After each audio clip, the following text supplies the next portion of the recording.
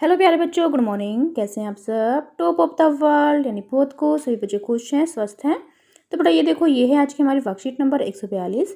तो सभी बच्चे वर्कशीट शुरू करने से पहले चैनल को सब्सक्राइब कर लीजिए, बेल आइकन को दबा लीजिए ताकि आगे आने वाली वीडियो का नोटिफिकेशन आपको तुरंत मिल जाए। तो बेटा ये है आज की हमारी वर्कशीट। तो आपको पता है हमें पहले क्या करना है।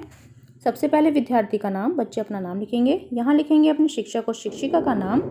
ये हमारे कक्षा 5 के बच्चों के लिए वर्कशीट है। यहाँ लिखेंगे अपना सेक्शन ए, बी या सी, जो भी आपका सेक्शन हो। ये हमारी वर्कशीट नंबर 142। क्या डेट है? 28 दिसंबर 2020। ये हमारी हिंदी कार्यपत्रिका है जो आपकी पाठ्यपुस्तक रिमझिम से ली गई है। पाठ का क्या नाम है? एक दिन की बादशाहत। तो शुरू करें।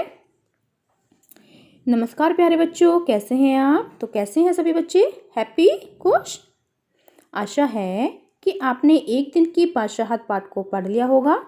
इस कहानी में कई जगह संवाद दिए गए हैं तो कई जगह बिना संवाद के ही कहानी आगे बढ़ा दी गई है। जहाँ संवाद नहीं है, क्या आपने वहाँ कहानी के पात्रों के बीच होने वाले कुछ रोचक संवादों की कल्पना की? तो आइए आज कुछ ऐसा ही करते हैं। तो देखो, आज का हमारा प्रश्न नंबर 1।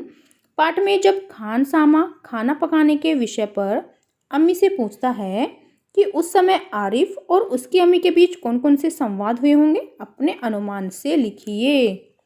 तो पहले आपको क्या करना है? पहले तो आपको जो आपका पाठ है एक दिन की बादशाहत पाठ, उसको पढ़ना है अच्छे से। फिर जो भी अम्मी और आरिफ के बीच जो भी बातचीत हुई है उसको संवाद के रूप में आपको लिखना है, और वो भी अपने अनुमान से। ठीक है, तो यहाँ पर देखिए, ये है आरिफ, ये है आरिफ की अम्मी।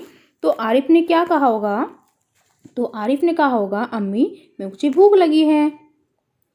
अम्मी मुझे भूख लगी है।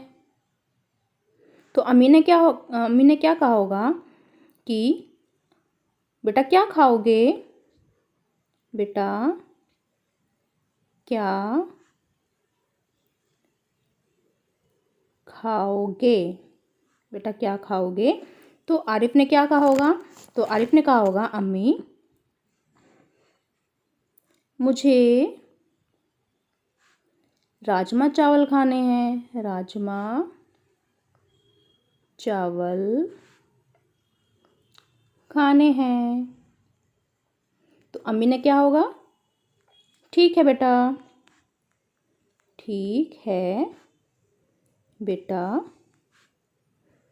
अभी बना देती हूँ, अभी बना देती हूँ। ठीक है, तो ये मैंने अपने अनुमान से लिखा है। तो आप भी अपने अनुमान से लिख सकते हैं कि आरिफ और अम्मी के बीच में क्या बातचीत हुई होगी, उनके बीच क्या संवाद हुआ होगा।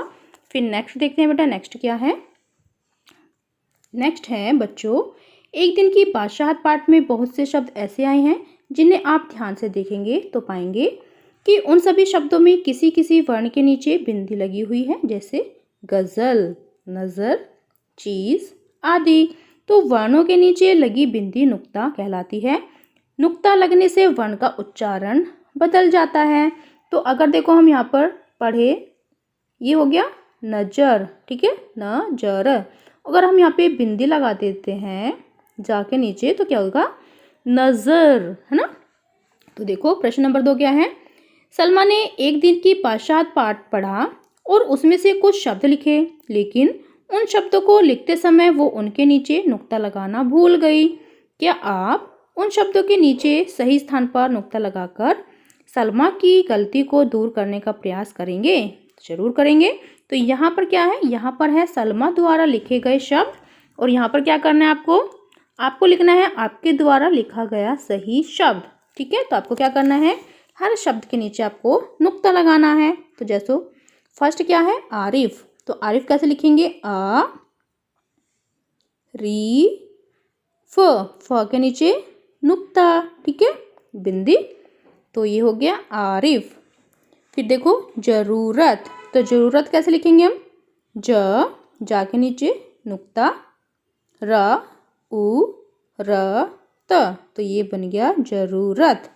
फिर देखो नेक्स्ट शब्द क्या है? नेक्स्ट शब्द है रजिया।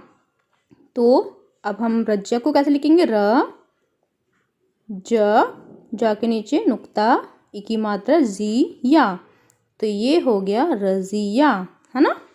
फिर देखो क्या है, सिर्फ। तो सिर्फ कैसे लिखेंगे हम, सा पे एक मात्रा सी, फा के नीचे नुक्ता और रा, तो ये बन गया सिर्फ। ठीक है। फिर नेक्स्ट देखो, नेक्स्ट शब्द है हमारा रोज।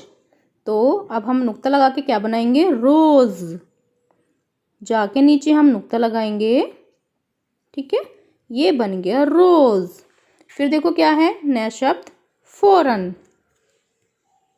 फौरन कैसे लिखेंगे हम, फा नुक्ता औ की मात्रा फ र न, फौरन। ठीक है। फिर देखो ऑफिस।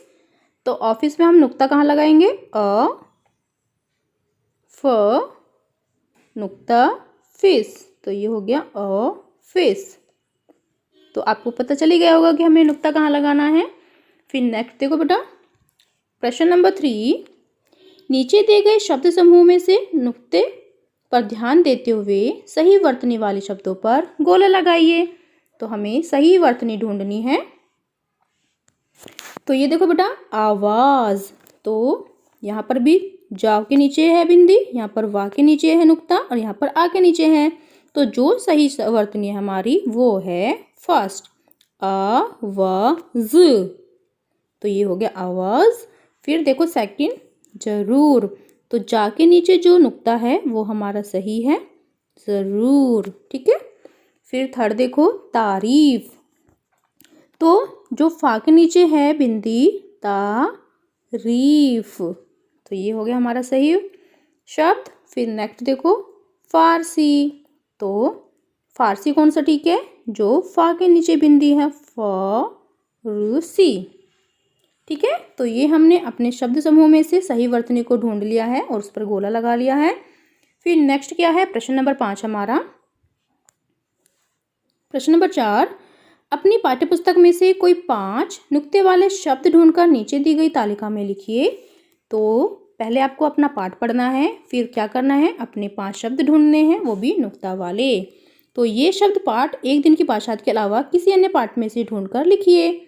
तो ये आपको इससे भी लिख सकते हो या अपने ये शब्द एक दिन की पाठशाला के अलावा किसी अन्य पाठ में से ढूंढकर भी आपको लिख सकते हैं। ठीक है।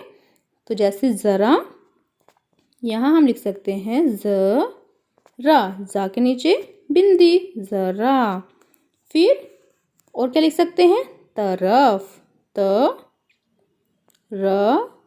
फा के नीचे बिंदी, तो ये हो गया तरफ।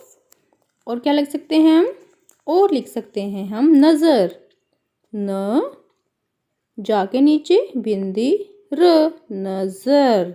ठीक है।